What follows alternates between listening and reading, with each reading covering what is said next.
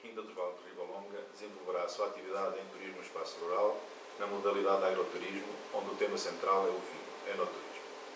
O meu objetivo é o de reconstruir um espaço com 450 metros quadrados na minha propriedade, a 50 metros da Estrada Nacional 214, a menos de 2 km da nova barragem de Fostua e com o Douro como paisagem de fundo. O espaço será recuperado para dispor de 6 suítes e ainda terá disponível uma cozinha e uma sala.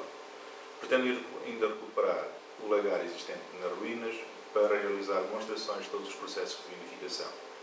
Serão realizadas visitas guiadas à vinha e às instalações para dar a conhecer aos visitantes todos os procedimentos inerentes aos trabalhos agrícolas de vinificação.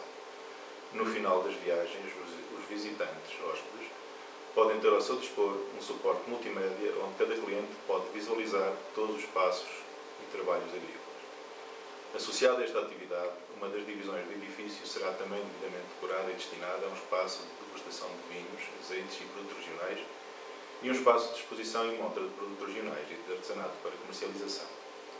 O público-alvo da Quinta dos Vales são maioritariamente nacionais que vêm das grandes cidades em busca de tranquilidade e que o Val do Douro tem para oferecer.